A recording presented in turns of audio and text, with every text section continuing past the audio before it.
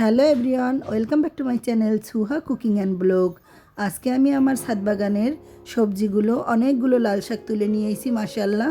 তো আজকে আমরা এই লাল শাকগুলো সব ভাড়াটিয়াদের নিয়ে খাবো। তো এখান থেকে আমি ভাগ করে সবার জন্য লাল শাক নিয়ে নিয়েছি। এবার হচ্ছে সুহার বাবা সবার বাসায় দিয়ে দিবে। তো উপভোগ করুন আজকের ছোট্ট মিনি ব্লগটি।